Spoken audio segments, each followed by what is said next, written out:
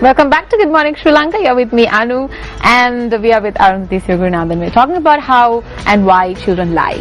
And just before the commercial break, you mentioned, ma'am, that there is this is actually a resolvable problem, which is a huge news for me. So I want you to elaborate on that, please.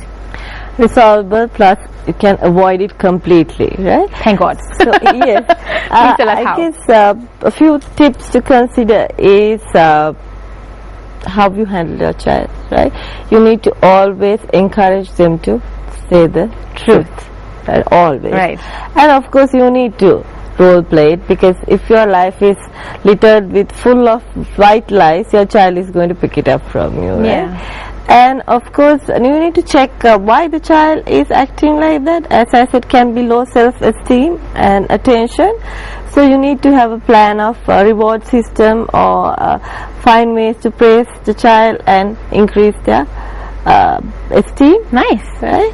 Okay. And do they have to do it daily? of course, for a child, it's very important, isn't it, for them to get but sometimes approval. parents tend to just forget about the whole encouraging your child thing. They're just leaving their child alone, right, after they come back after work. So, like you said, it's very important to daily go after them and see what they did, and encourage them for what they do, and all Listen to them. Listen to them. A lot of reassurances, and of course, I would say last but the least, but when you started the conversation, never label your child a liar, right?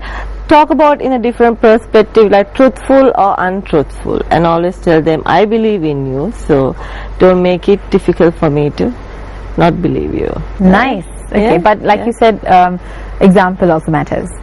100% role modeling. Right. And how do you avoid this kind of situation? How do you avoid this situation when your child is lying? Basically, you said before that you can come into a good conversation with them and say, okay, let's sit down and discuss what happened today. If you can tell me the truth, it's all right. I'm not going to condemn you. But what else can parents do in order for that sort of relationship between them to stay? Attachment parenting. I always encourage attachment parenting, and open-minded. You have to be really open-minded with your children, right? Okay. And it's easier said than done, because the last thing you want to find out is your child is not truthful to you, right? So, but then, as I said, always analyze the situation. Things just don't happen. Yeah. Right? Things just don't happen. And avoid making excuses for your children, because I've seen most parents make excuses for their child. Like, for example, if they don't do schoolwork or miss practice, the mothers write letters saying that, something happened. Right? Which is not. Because you always need to tell them, if you do something wrong, there is consequence. I'll support you. I'll be by your side if you're scared to talk to the teacher, but you need to encourage them to face situation and set very realistic goals about your expectation to the child. Right. They deliver it. Yeah, when it comes to telling the child exactly what you want, like you said, setting realistic expectations, how do you really communicate that sort of thing with a very young child?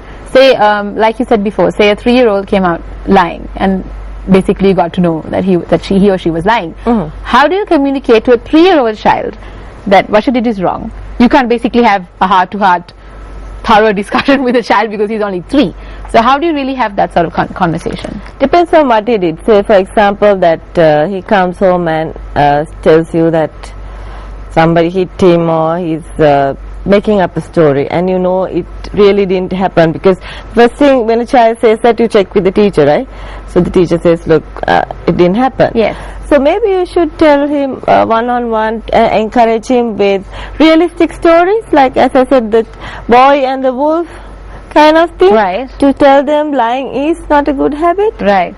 Being truthful is always the best way to handle things, Pinocchio is good to start off with. What happened? Pinocchio is really good. Really good. So give them little ideas of doing things.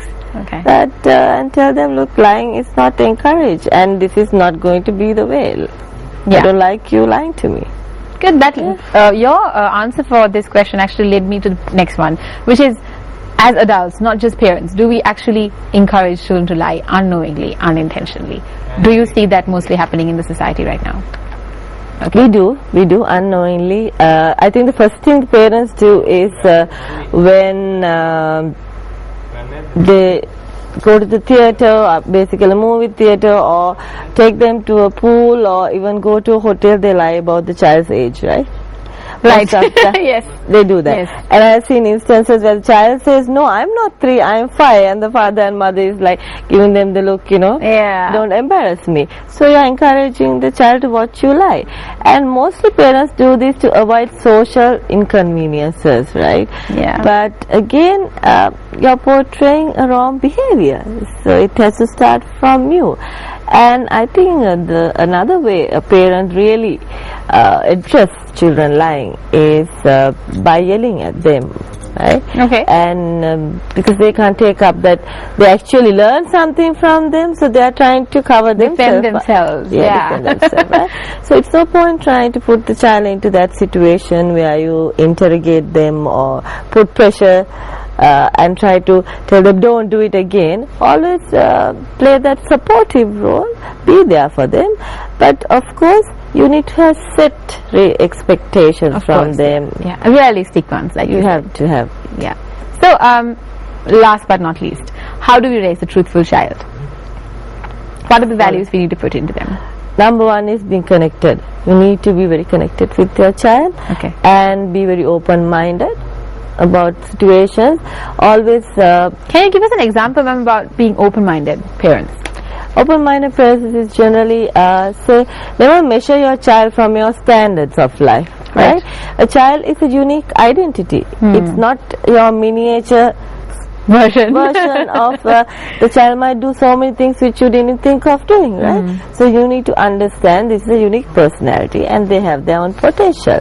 Being open-minded is not being rigid about things. Okay. That you need to be able to face situations as it comes, right? But a truthful child starts off with number one, you role modeling yourself, right? And of course never giving lenience to them, saying that I am not going to buy a lie from you, right? It has to be a family rule, maybe hung on your door saying nobody lies in this house. We have a good relationship, we can talk about it. Alright, so basically you have to have an open and honest relationship within the household in order to raise a truthful child. Try to avoid reacting. Most parents react too much. Okay, like you said, like yelling and defending themselves. Labeling and bringing up the past. Most of the time when you do one mistake, the time, they remember it for the entire life. Decade. So they need to understand, this is a mistake, let's move on, face the future, not the past. Okay, so number one is role modeling. 2 is set clear boundaries, set realistic expectations, and number 3 is to forgive and forget and have an open relationship. You don't forget, but you don't bring it up. Forget at the moment. Let's bring it up later in mind, but don't bring it up like to the child. And don't make excuses for your children. They need to sort it out for themselves. Yeah, it's quite interesting that you mentioned that they have their own personality. I think most of our parents keep forgetting that. No pun intended. They forget how smart kids are. Yes. And they think that they can catch them doing anything, but there are instances where children come and tell me, like preteens will say that they wish they could have someone to talk to, because the biggest problem they have is that they can't talk to their parents. And not being able to talk to their parents, that's the reason why they go a little bit derailed away from maybe their family and their community and go seeking other pleasures out there. Yes. So interesting, you need to have one-on-one connection with your child. Thank you so much for being here, ma'am, and we will be seeing you very soon. If all of you missed out any of our segments, please go on www.youtube.com/mtvsportslk and you can find all the segments that you have missed on Good Morning Sri Lanka. If you need to give us any feedback or suggestions, you can also connect with us on www.facebook.com/goodmorningsrilanka. Or like Jason always says, please send us an email on mtvsports@maharaja.lk with all your suggestions, feedback, complaints, and everything that you need to say about us. So thank you so much for joining us today, ma'am. We will be seeing you tomorrow, same time, with another inspirational guest, or two, or a couple of them actually. So have a beautiful, beautiful morning, and don't take any of this day, the moments, for granted. Bye bye. Have a lovely day.